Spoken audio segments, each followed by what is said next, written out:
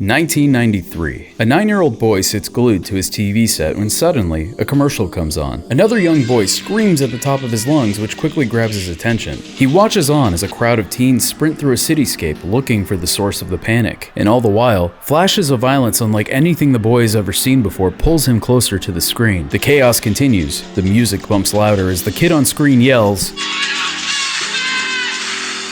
The ultra-violent arcade game had hit home consoles, which meant little Johnny could finally perform these gruesome acts in his own living room without getting the family dog involved. So he's overwhelmed with excitement. He jumps up, he runs to his dad and asks him if he could buy him the video game he just saw on TV. His dad agreed, but after looking deeper into this mystery game, he was horrified to find torn spinal cords, speared chests, and mangled organs, all with realistic digitized graphics. And yeah, he was mad. This is how one son's request enraged politicians put Nintendo and SEGA on trial and forged the rating system that we still use till this very day. You know, it's kind of crazy to think that at one point, video games were just nondescript squares bumping into each other. A lot of it was left to the imagination, which left a lot to be desired in the gaming market. But one upside was video games didn't need to be monitored for decapitations or rated S for squares. But as technology advanced and games started to look better, a massive demand for more powerful consoles would force the industry to move forward. So when the early 90s hit, consumers would be blown away by the massive leaps we were making both in the arcade and the living room. Video games were no longer just bits and bobs, but instead realistic digitized characters, full motion video, blood, sweat, urine, all fully rendered for the world to see. And of course, this caught the eyes of the wrinkled suits perched up on Capitol Hill, worried that this evolving medium could poison the youth. At the height of political activism in the 90s, government officials were on red alert to anything that made a kid go. But how could the government regulate video games? Do they even have a system for that?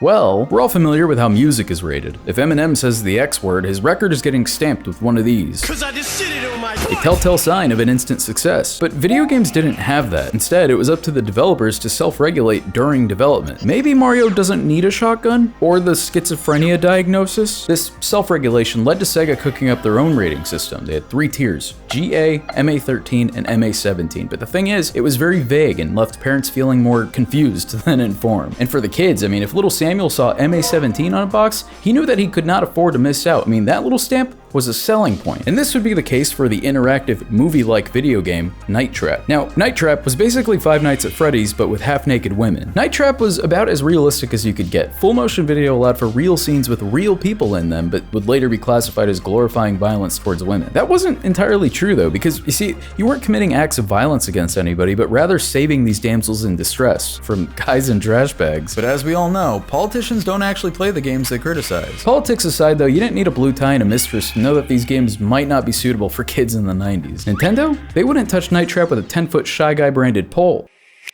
Even without a ratings board, Nintendo knew they had to be smart with what they published, because one oversight and the government would come poking around, and Nintendo did not want that kind of smoke. SEGA, however, took it upon themselves to publish it on their own console, making SEGA the place for violence and soft core. But luckily, all these games boiled down to were some button presses on a hunk of plastic. I mean, even the crustiest demon over on Capitol Hill would have a hard time arguing that they'd cause Samuel any real harm. Now, if they were to say, I don't know, put a gun in a kid's hand, you know, maybe then politicians would probably lose their mind.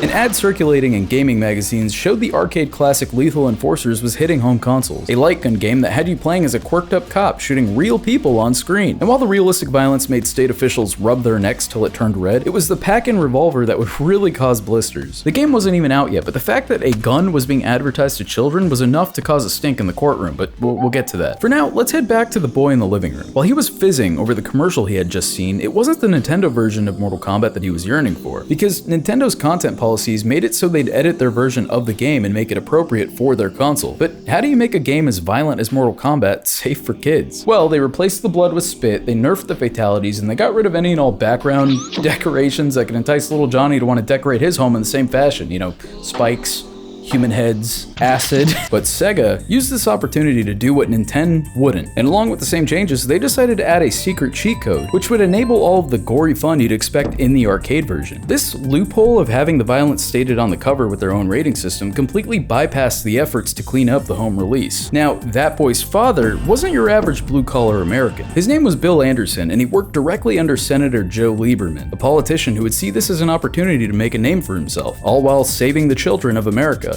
So Bill runs to Papa Joe, full diaper, and explains what his son had just asked him for. Joe was shocked at what he saw. He couldn't believe that kids were being allowed to roleplay as these disgusting and sometimes sexy serial killers. So he decided to buckle down and do something about it. So it started as Saturday morning cartoons, which shaped the industry as we know it.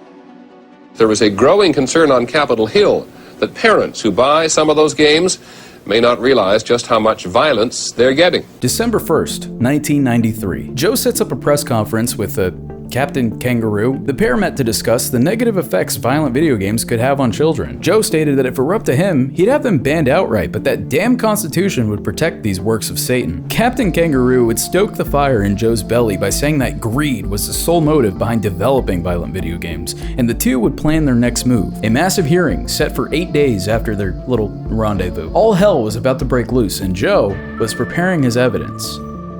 Hold a hearing on video game violence and its impact on kids. Senators Joseph Lieberman and Herbert Kohl chaired the proceedings. December 9th, 1993, the day of the hearing. SEGA, Nintendo, and school officials took their seats as things were about to get heated. Joe Lieberman wanted to tackle this before the holiday season to hopefully stop parents from buying these games for their kids without being properly informed first. Along with his partner, Senator Herb Kohl, who apparently owns Kohl's, go figure, they decided to open with the smoking gun, literally. Joe held up the light gun that came with lethal enforcers to show parents exactly what to expect on their kids' Christmas list. And then the Kohl's Cash guy took the mic to nicely say what they were all thinking. Regulate your games, or we'll step in and regulate them for you. Now, while the other senators were happy to kiss Joe's ass, not everybody was on board with this because in their eyes, they were actively proposing censorship. These critics are similar in my judgment to those who are standing around still counseling us that there's no evidence cigarettes cause cancer. So Joe knew exactly what he'd have to do. He wheeled out a CRT TV. The crowd gathered to see what Joe had in store. He then started to play clips of the video games that he deemed were the worst offenders: Night Trap and Mortal Kombat. A compilation of the most violent and suggestive parts of these titles would leave the audience in shock. And then it came time for the public to speak. A combination of school officials, parents, and advocates would voice their anger with what was being shown in SEGA and Nintendo's offerings. Very easy to determine which are girl games, boy games.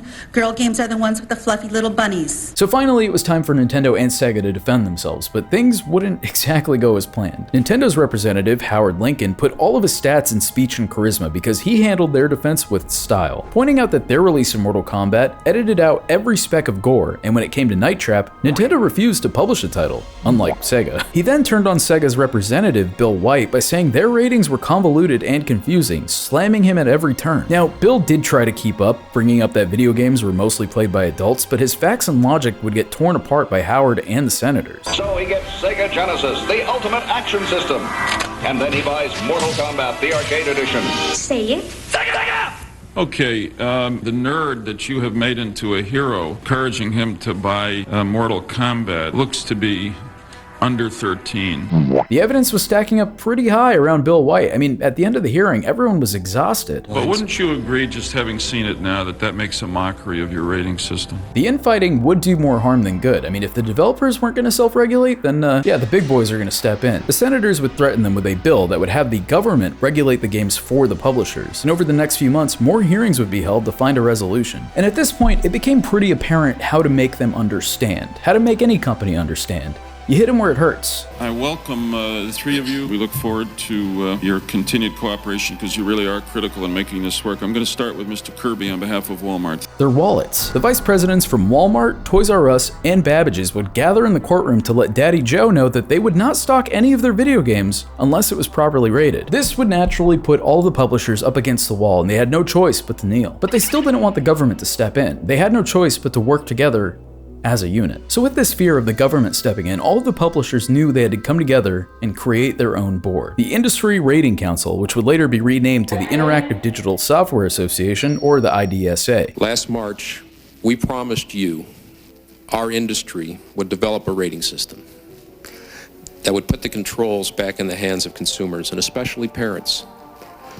The system we present to you today redeems on that pledge. And together, as a unit, They would create more acronyms and cell phone commercials trying to be hip in the 2000s. And in July of 1994, the IDSA introduced the Entertainment Software Ratings Board, better known as the ESRB, an independent rating system which meant publishers were free to keep adding violence to their games so long as it was properly stated on the box. And with the ESRB came 5 categories. Early childhood, or EC, a stamp of the baby game. Kids to adults, or KA, this would later be rebranded as E for everyone. T for teens, the happy medium between Shadow the Hedgehog and Yoshi's Fart and Go. M for mature, where the real magic happens. And AO for adults only, the blacklist stamp, which I covered heavily in my last video. Which meant by the time the next holiday season came around, parents would be fully informed of the content they were purchasing for their kids. And not only did Joe set out to change the industry, he actually managed to bring people together to create it without having the government step in. I do wonder if Bill ever got his son Mortal Kombat though. I thank you all. The hearing is formally adjourned.